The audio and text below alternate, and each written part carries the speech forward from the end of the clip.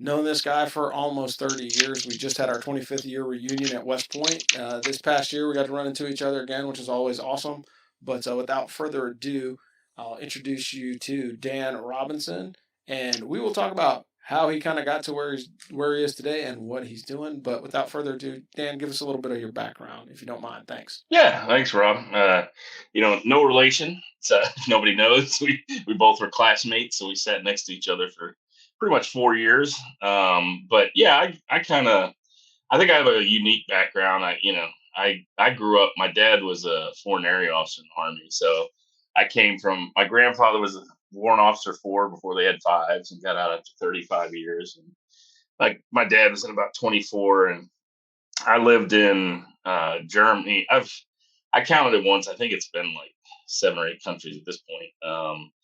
I grew up I grew up in Germany. My dad's mom was off the boat German, and then he became a foreign area officer in the army as a field artillery guy, and then went into. I was in fifth and sixth grade in Pakistan, so we lived on the border in the '80s, right across from the right across we saw red tanks across the border. You go to lookouts on the border there with Pakistan and Afghanistan. So I had some interesting conversations when I was at West Point with guys that later would be in Afghanistan. So um, kind of, and then my went back to Oklahoma, kind of claimed that area because I grew up mainly there outside of Fort Sill through about 6 years, 5 years there through 11th grade. And then senior year of high school, my dad became the defense attaché in Dhaka, Bangladesh. So I got everybody that argues with me, Rob, that says they don't want to move their kids in high school. I would say my empathy is not as high, so it makes it kind of tough. So moved to a third world country your senior year of high school. So yeah, and then I went into it actually helped me, I got into the Merchant Marine Academy in West Point. That was a tough decision, honestly. I ended up going to West Point, and my dad's a grad, so I guess that kind of influenced me a little bit. I was a field artillery officer for about 6 years, and eventually got out. And, it was interesting. I still miss the military. There's a lot of stuff you miss when you transition out, and it's tough when you see guys not coming back that were good friends of yours, but you kind of feel guilty. I don't know why, but you do, So, but that was my growing up years, Rob. Yeah, Then I kind of, I think. interesting life, I guess. Yeah. Yeah, well, one of the things that I'll mention to you, and I was a military brat as well, so a lot of people don't understand that lifestyle. And Yeah. I would say a good third to probably half of our classmates did not have that bouncing around from state to state or country to Yeah. country before entering West Point. And so Yeah. sometimes going to West Point is the most illuminating experience that they have up until that point. But it doesn't make, Yeah. it is what it is. It's not right or wrong. It's just kind of the way It's a that, good mix, right? you know, You get prior service guys, you get guys like us, you get guys that dads were plumbers. You know what I mean? Yeah, and I think there's some merit to that because you have to kind of experience, through closeness, other people's lives that you may not normally have encountered, on a day to day basis. So I Yeah, think that's a good thing to happen. But yeah. so you said you did 6 years. So why did you transition out of the military? Did you just see greener I, pastures? Was it like, hey, I'm fed up with this stuff. I just want to do it something was really different. weird. Around year 2 or 3, they had, we were in the Clinton era there, and they were basically, remember they had the 2 year and out Yeah, type thing. I was a field artillery guy. I loved mech, but I was light my first assignment. Didn't really like it too much. I was kind of, iffy. And then I went to Korea on a first lieutenant's to Korea program, and I met probably the best commander I ever had, Colonel Robards. He was a drafted airborne tanker. I think he was the last one. Like he was older than all the generals, like my battalion commander, and prior service guy. And I made a promise to him after he promoted me that I'd stay in through command, and I did. And I got pretty lucky. I got chosen for the armor advanced course, which was cool. Being an FA guy, I didn't know anything about how thick millimeter stuff had to, so it was really interesting. And then I got picked for a bunch of courses. I did the um, the advanced fire control course. I think it was called advanced firepower control course out in Nellis Air Force Base in Vegas. Man, that was a Oh great wow. 2 weeks TDY. Wow. The problem was that I came back and I had an agreement that I would, I figured, hey, they sent me all this fire direction stuff. I'd definitely go to a, MTO unit back, what we called MTO units. I'll be in some support unit somewhere in Colorado, or I get a call. There's a new branch chief for field artillery, doesn't know me from Adam, and tells me that the last FA class just graduated before me, and they gave away all the slots. So all there was Fort Sill. Oh wow. And if you're not FA, Fort Sill, God bless them. I love like the general support guys at the time.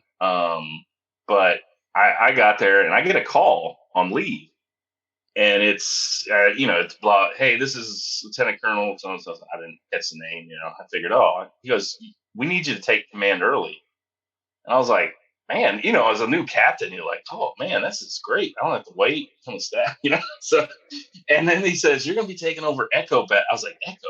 What? Wait, which battalion? And it was a basic training battalion. Oh wow. And man, it just crushed me. It was like babysitting the best NCOs in the Army. You know what I mean? Yeah. And I just thought the only career I had, if I did well here, and we had a series of brigade commanders that were challenging, let's say, and wouldn't let you go to an MTO unit. You couldn't get another command. So the only thing you'd probably get qualified for is another battalion command. And I was like, yeah, that's it. So I applied to a grad school in Australia. And because I figured if I'm getting out, man, blowing up stuff for a living, not real translatable, you know what I mean? Yeah. In the civilian world. So I signed up for an MBA in Australia, went over there, loved it, man. I went to the Melbourne Business School down in Melbourne and loved it. I mean, it was great. I just, it got to where the Army dartboard didn't really treat me well, So not that I'm complaining. I mean, it's funny when you get out the stories that people want to hear most of your basic training stories. They don't care about, units, and you can fascinate anybody with stuff that happened in basic training units. But Yeah. Well, that's a unique penance for any officer to have to participate in, because I commanded a basic training company, and the upside for me though was it was kind of a handshake deal that the schoolhouse had with the infantry training brigade, and it's like, hey, look, we'll send you over a couple first lieutenants. They'll do 10 or 11 months and not get branch qualified. They'll come to the advanced course, and then they'll get to move on to a regular MTO unit. So it wasn't like your situation where it was like, hey, you're locked in. This is going to be your KD job. And that's what they're calling it now. Yeah. And they had a 12 and 12 program when I got there. And which meant you'd go to an MTO unit on the other side of the tracks. So there are a bunch of still that were general support. So like MLRS and PALD and stuff. And so they had that 3 months before I was supposed to go over. The new brigade commander came in and said he was only going to let people he did a full he could do a full eval, and at the time it was 6 months. Yeah. And I said, sir, no one's going to give me a second command when I got 18 months. And he's like, I don't care, this is our new policy. So I just turned my papers in. And it was funny because it was 03, which was the height of going into, we were the only ones not stop loss of all 13 series off. Oh, wow. So I was like, well, they can't stop loss me. I'm like stuck in this situation. What am I going to do? So I just said, forget it. I'll get out, and, I figured I averaged out the rest of my family service at 20. My grandfather did 35, dad did 25. I was like, we all did 20, I guess, if I can borrow some of theirs. So, yeah, that makes sense. But the other piece of it is, and this is one of the things that, this hits on kind of both sides of the tracks, both in uniform and outside of the uniform. Your leadership matters, right? And I've 100%. seen, I've seen good leaders on the outside of business. I've seen bad leaders on the outside of business. It's the same thing within the military. The upside is when you're out of the uniform, you don't like your boss. If you can find another opportunity that's going to be just as lucrative or advantaging, take off. You owe no one anything. Whereas like, and that's a hard lesson to learn, right? Like, it took me a while to figure that out. Yeah. Well, because loyalty is like, guess what? When you look at Army values, what's one of the first Army values that they teach you? It's loyalty. And usually what most people don't realize is loyalty is a two-way street. but Yep. usually it's only two-way street between the commander and the subordinate. It doesn't go from the subordinate to commander, and Yeah. it's supposed to, and Yeah. sometimes it does, but like on those rare instances where it doesn't, it makes for a very uncomfortable time because I think a lot more people would have gotten out if they would have had the same situation as you did. You know, Yeah. Yeah. hey, I'm presented with a boss that like only wants to take care of himself because I got to balance Yeah. my profile as a Yeah. senior raider. That's kind of garbage, Oh yeah. and that's a cop out as a leader. Like if I ever heard And that, two of the three guys in the command, there are five commanders in there, and two of them that were kind of my year group.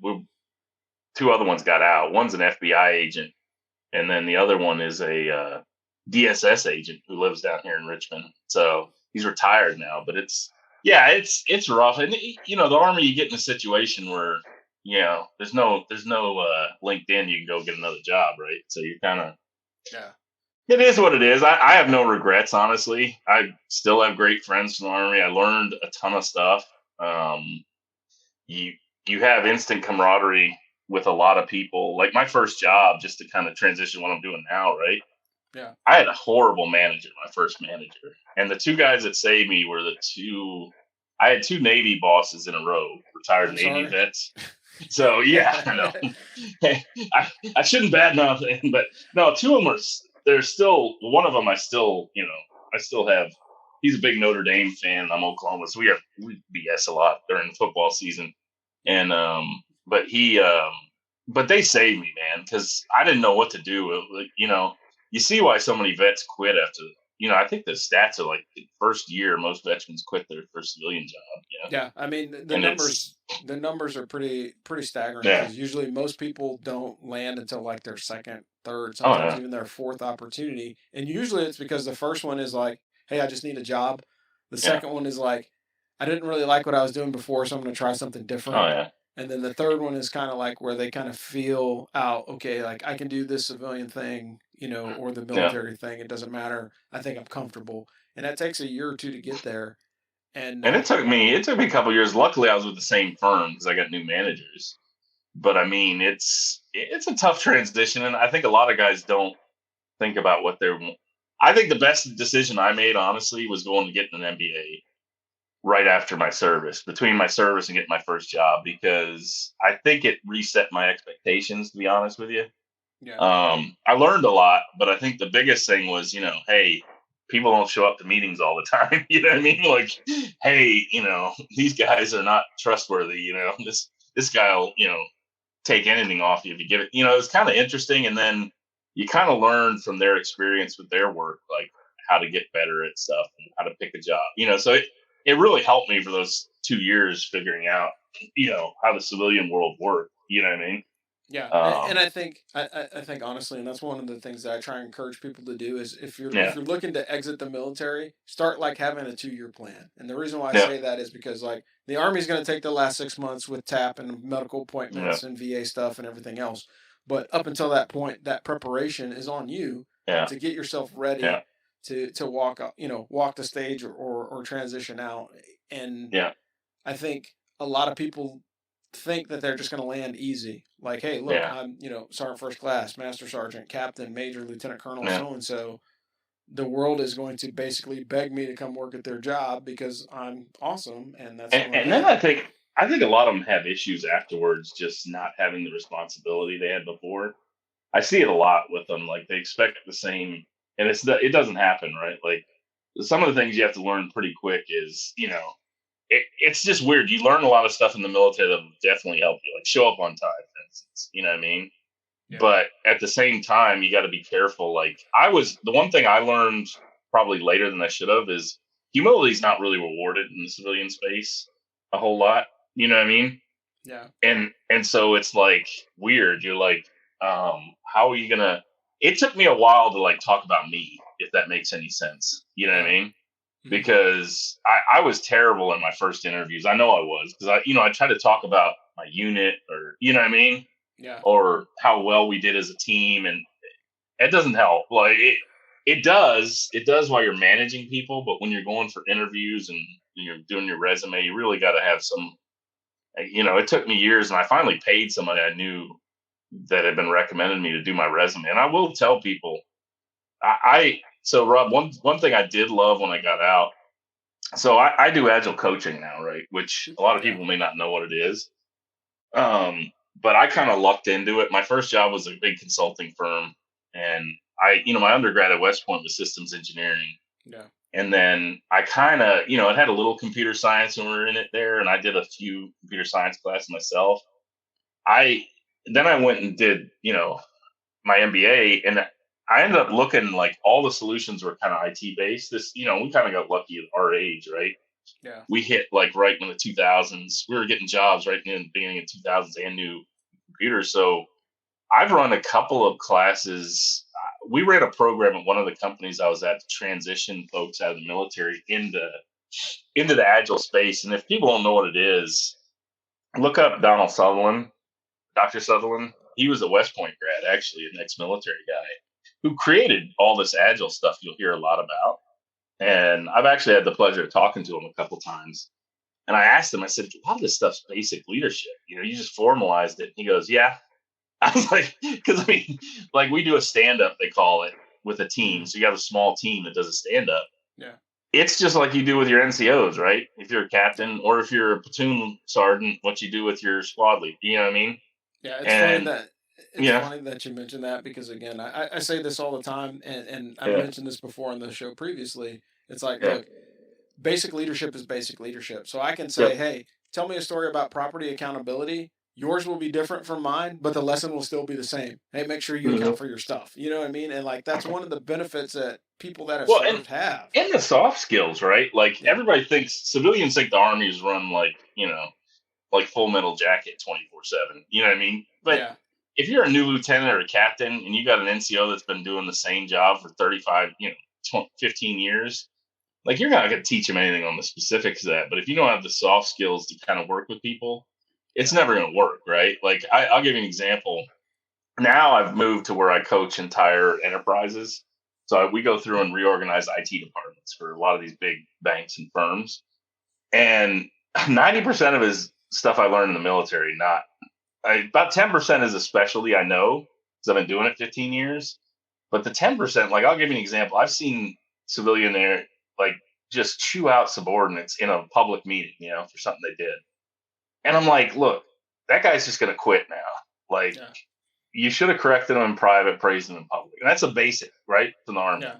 Now, there's certain times you do, like, extreme example, you need to make an example of somebody, but you don't do that in day to day management. And it's just stuff that people don't learn unless you're in that kind of little Army, crucible where Yeah. they're Well, testing stuff. Yeah. yeah, there's a difference between individual counseling and a shotgun blast. Yeah. Appropriate times for both, right? And Oh, that's yeah. the main thing is inherently deep down inside you're like, "Ooh, I'm yelling at this guy. I don't know if this is the right thing to do." Yep. Right? And like I can remember when I was a company commander, I used to use my XO. He was my sounding board. So it's like, "Hey man, I just ripped that kid's face off. Is that all right?" He's like, "No, he deserved that shit, sir." Yeah. Yeah. And so it was one of Yeah. those kind of it's the balancing act, and I guess that's Yeah. really ultimately what it boils down to in leadership, whether that be in business or in the military, is you can't be on 11 all the time, but Yeah. you can't be on zero either. So there's a Exactly. balance somewhere in there. Thinking of looking at it as a bell curve perspective, there's somewhere in the middle of that bell curve that you want to be. If you're Yeah. on the extremes, you're probably not doing it right. Yep. No, 100%. And Yeah. you'll So see. Yeah. yeah. So you mentioned that you're doing agile coaching. Is there Yeah. anything else that you're doing of interest? Because Oh, yeah. again, like we could talk that coaching discussion for Oh, yeah. hours and days because I Yeah. think that's one of the things that communities are lacking, right? Yeah. Because I think so often you see people that are like, "Oh, I'm here to help the community," or "I'm coaching in the community," and it's different from a athletic perspective. So, like, if I'm Yeah. coaching a football team, the end state is to win games, right? If Yeah. I'm a wide receivers coach, it's to make my receivers better. But when you talk coaching in general, just to humans, you know, Yeah. what does that look like and how do I make that work? Because it's different for every person, so your coaching strategy would be different for me versus coaching a large organization. But could you enlighten us a little bit more about like kind of some Yeah. of the And coaching things that you do? yeah, we've been doing this about 15 years. And I'll give you an example of what we started a training program for veterans at one of the companies I used to work at. And I loved this program. It was awesome. So we do specifically IT agile coaching, right? So if you look at the history, like there's a ton of improvements through business. There was total quality management, then there was Six Sigma, and there's so it's kind of sitting on the back of all of that. It always kind of changes. But what this is it started in the mid '90s with the Agile Manifesto, they call it, and a bunch of developers basically got together and said the way we develop stuff now is way too slow. So in industry now in IT, if it takes you 9 months to get out a new product, your competitors already have done it 4 months ago, if not six, you know? So it's kind of an incremental improvement process that we do. But what we would do is there's a couple of specialized terms. So if anybody's interested in this, go out and look it up. And, they can always reach out to me too.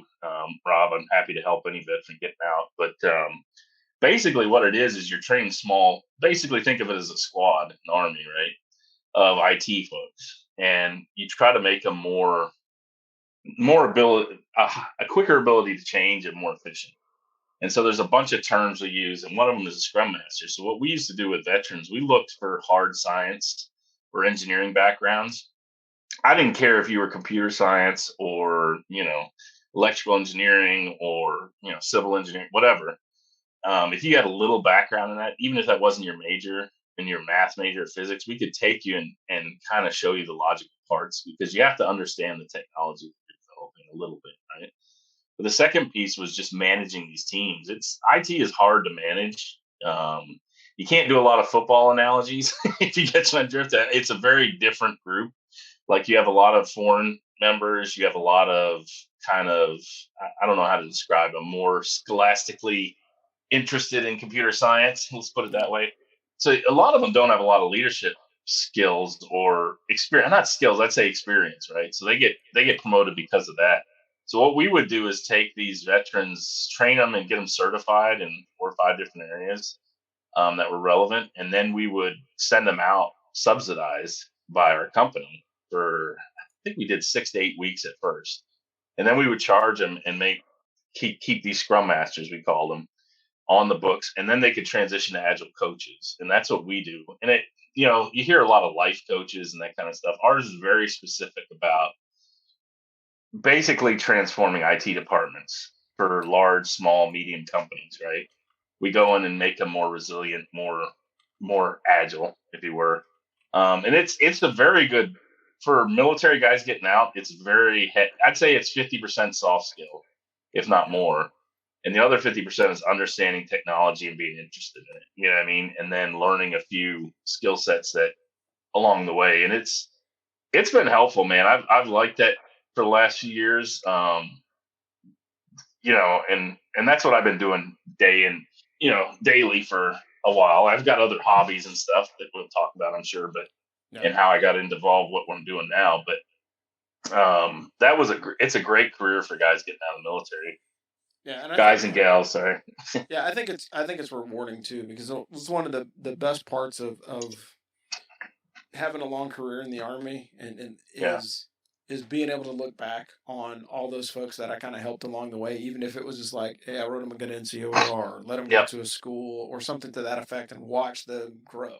And so, Yep. I think being able to see that growth over time is incredibly rewarding.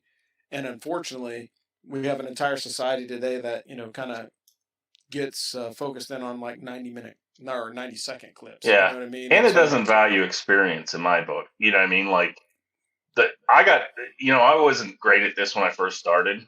You know what I mean? But yeah. 15 years later, your experience really matters in industry right now. And that's the one thing I think you can enhance getting out of the military in a career like this, is you are going to start from behind the 8 ball a little bit when you get into industry. Because if you think about it, I had guys complain to me, fellow classmates and stuff that, hey, when I got out, I was 7 years behind. I was like, that's not really the way to look at it. It's how did you transition your skills?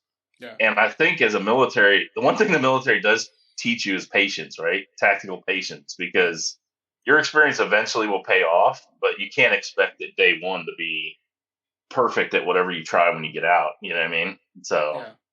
just a lesson to kind of take home if you're getting out of the military.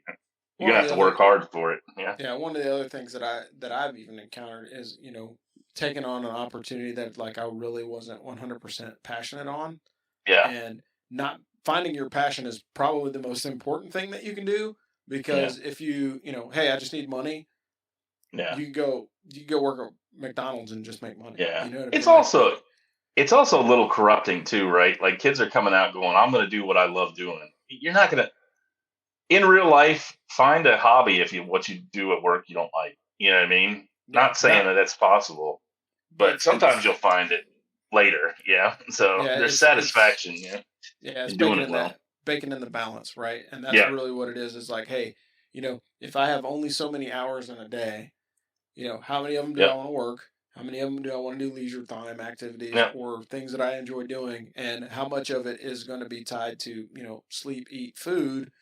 Yep. Cut that part out and then see how many hours you have left in the day and kind of figure out what kind of makes you tick. Because I think Yep. a lot of folks are desperate to find out what that is, but Yeah. they get so wrapped up into finding that, or they find something that they think is it, and so they go all in and they Yep. neglect a whole bunch of other things. And like one of the advantages I tell people that separate a little bit early from the military is the advantage that you have is you were able to kind of find your identity a lot sooner than a transitioning service member. So somebody that does Yep. 25 or 30 years, like they're going to be the guys that you know they might adapt. They may not, Yeah. completely shake off the whole military thing, and that's okay too. But Yeah. the sooner you can find that balance, and say, hey, look, I'm working this opportunity because I actually like it, or you're passionate Yep. about it, is good. 100%, man. And I'll give you an example. Like it is much harder for the guys that are retiring, I think, because there's no safety net when you get out at 6 years. You know what I mean? It's like, man, I got no insurance here.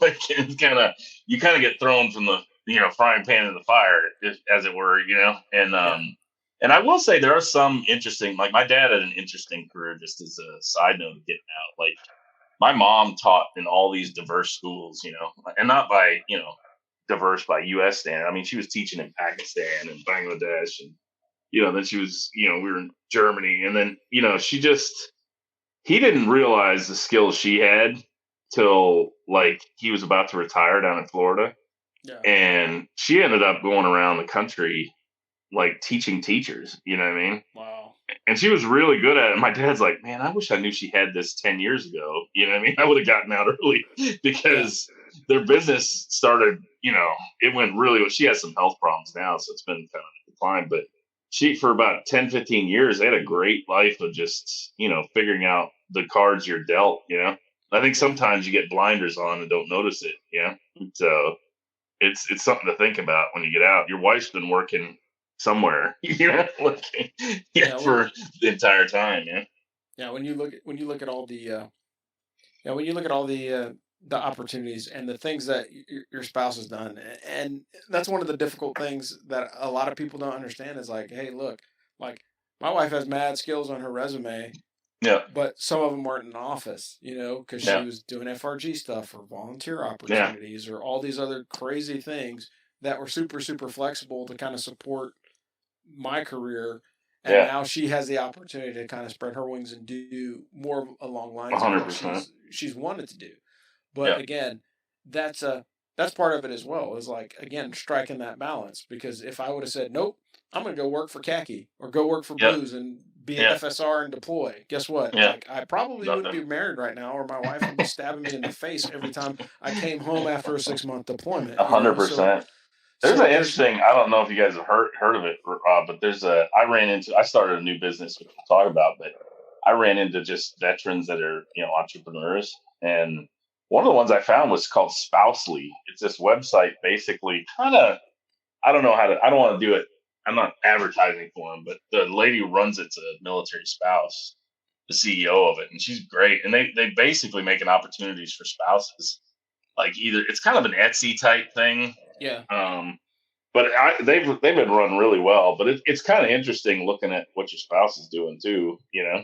So And I think it's just one of it's those things that sometimes we just forget, yeah, because again, like yeah, serving is sometimes a selfish act, and we don't yeah. realize that.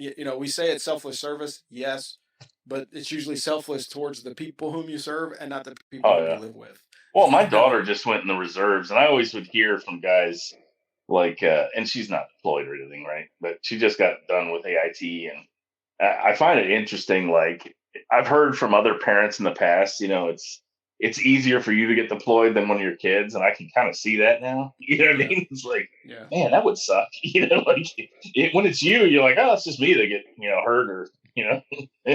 or worse. But when it's your kid, you're like, man, that is kind of messed up. You're like, Yeah, and so I think, and again, it's all about perspective. It yeah, really is. But yeah, we are about 30 minutes. But one of the things that I do want to talk about before we jump off the air is let's yeah. talk about your new business because I've Oh been yeah, talking about it with other people, and I've been dropping some breadcrumbs out there just to different folks just to kind of yeah, inform them since we talked. But tell us about Buyer yeah. Barn. Yeah, we so what I've done since I got out, which I think is another thing veterans can do a lot, is I volunteered. When I moved here to Richmond, Virginia, I went to we're in a suburb of Richmond kind of, and I went and volunteered, right, with the Chamber of Commerce, and they were confused, like, why would you, but it helped like get me community. And then the second piece I did is I bought a farm about 7, 8 years ago. So it's kind of a hobby farmist, or hobby farmer, rancher, and love my tractor, man. I love it. It's better than a stress ball, man. You just go out there and grind up stuff, whatever. Like it's been fun.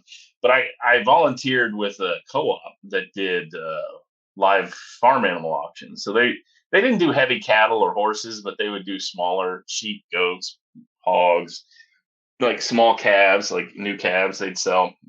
And so I helped them for almost 2.5 years, I guess, something around there. And they were aging out. Sadly, in America, I think almost all volunteer organizations are struggling, man. I mean, they just are because I don't know what it is, but when you volunteer, you're like the only one. You know what I mean? It's like it seems like almost every volunteer organization I joined. I joined a bunch when I got here, right? Yeah, And so after doing that, I started noticing like I was trying to buy the rights that make it a for profit, yeah, and ended up not working out with the business partners that they had chosen. There's a lot of meat industry guys, and I just didn't want to get involved. So I started looking, and I said, "Man, I've been working with IT talent for years." And I called up. I talked with one of my best. He's an Indian guy, greatest architect I've used, like in designing websites and everything at huge company. So we partnered, and we got together. We set up Buyer Barn, which honestly I love it, man. It's an online farm animal auction. So we're actually offering right now. We're kind of at the stage of we just launched, and so we're trying to get more folks listing on there. So we're yeah. any veteran that interested in farming or ranching, reach out to me because I love talking about it anyway. But we're actually doing a free listing for all our military. And just go to buyerbarn.com, look at our news section. It has information on how to get it. And that's BYREBARN. But we're listing animals for free for veterans, the first three. Like we're paying all the fees, everything, the credit card fees, everything, just to get them on there. And we're trying to help out. We're actually partnering with a couple of 501c3s. We don't have ink to paper yet, so we're working on that right now. Yeah. Um, but we're trying to get veterans interested in it. I think it's just some passion I've had for a while. I mean, I'll give you an example. If you want to buy, I always kind of joke that probably the second oldest profession is trading farm animals in human history, and yet Yeah. all social media platforms won't let you use it. So I started this company because I went to look for Kiko goats, which is a breed. I have goats mainly on my meat goats on my farm, and you cannot list them anywhere. I mean, you can't say animal for sale or anything. Um, any animal, like, and so I can understand trying to fight puppy mills, which all these Silicon Valley companies are trying to fight. But with farm animals, they're made to be sold, for the most part, and we're trying to make it easier. So we list them all on there, and we found a lot of issues with the current. Um, cut me off if you need to go to time, but No, you're fine. You're fine. the the there's a lot of issues with how physical auctions go right now. So if you look at an animal, and most people, honestly, Rob, most people in America have no idea where their meat comes from, man. or Yeah. how to raise animals. And I think if you want to piss off farmers and ranchers, just bring up that Bloomberg interview when he Yeah.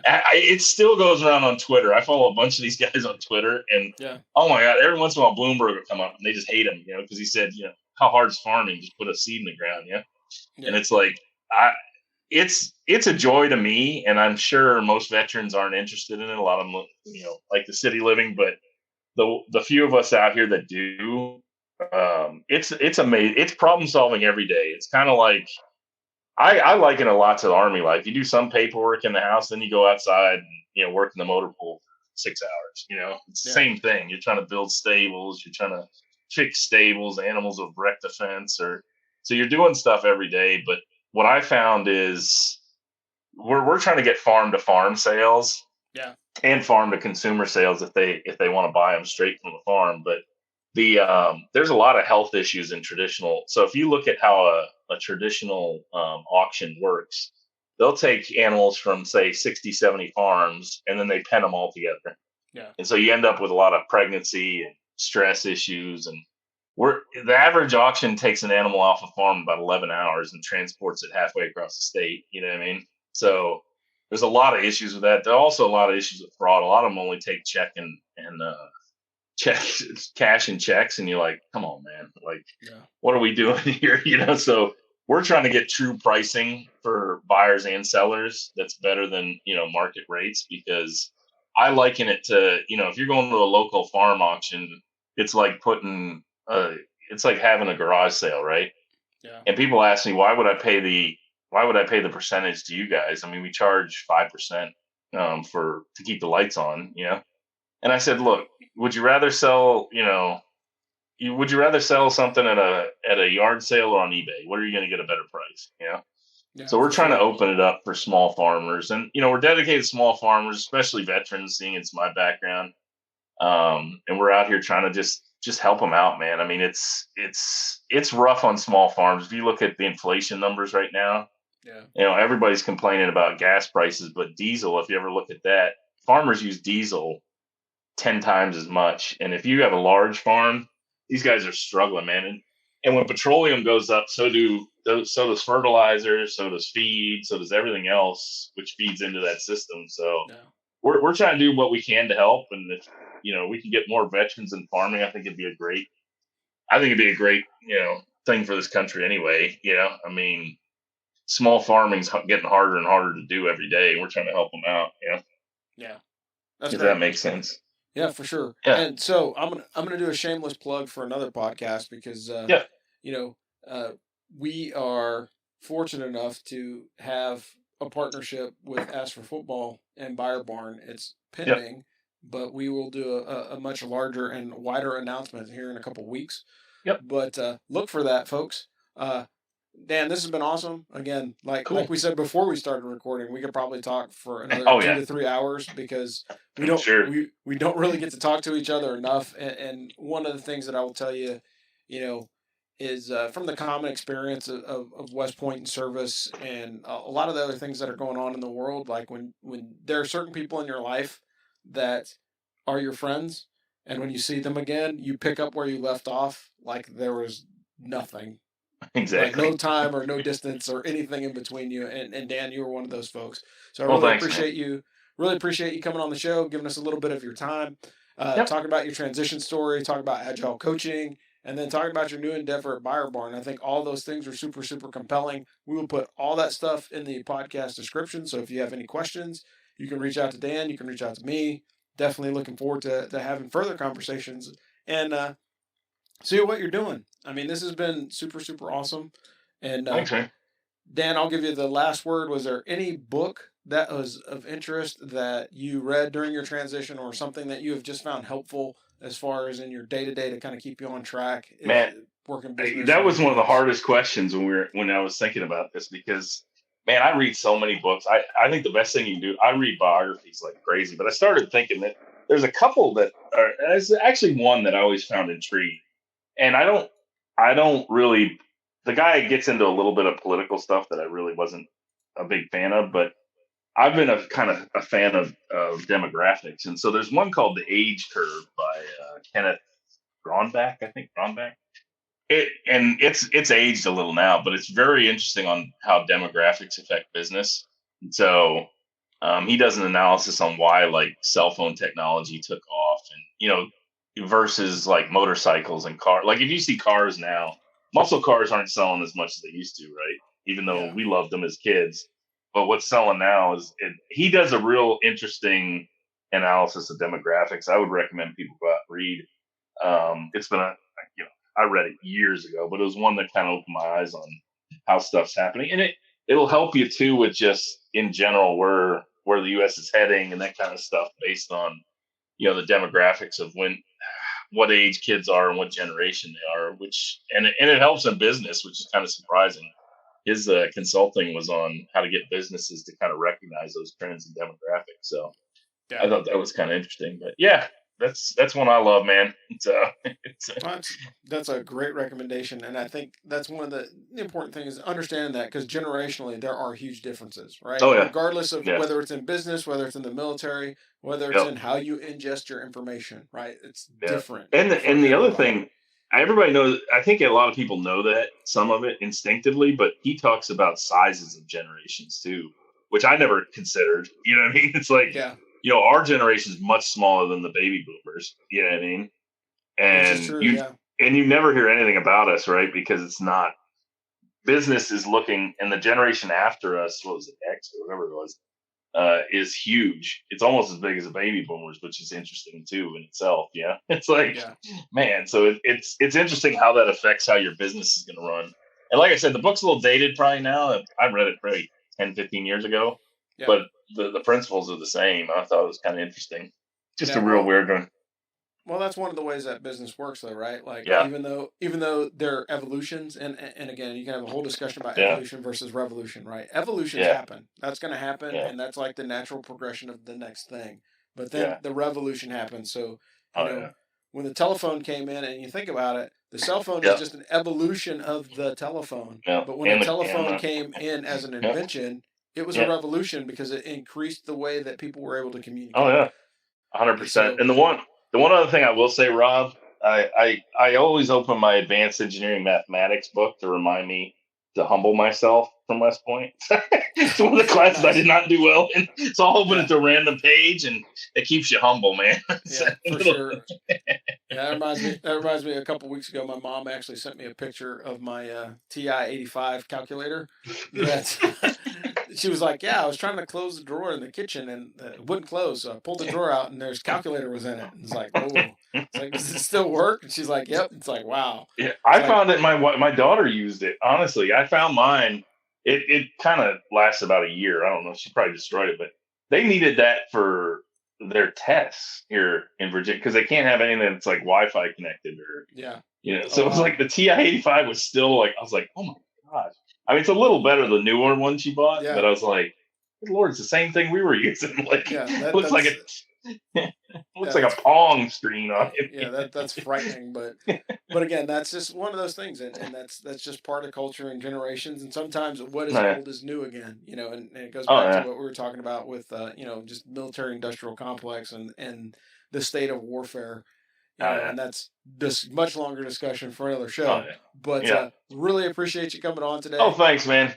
Yeah, this has been great. I'm Rob Robinson with Philosophy from the Frontline, and we'll see you guys on the high ground. Thanks. Thanks for listening to Philosophy from the Frontline with Rob Robinson. We will bring you more interesting veteran transition stories, veteran advocacy, and more information in veterans transition in general on a podcast platform near you. This is Philosophy from the Frontline, and we'll see you on the high ground. Thanks.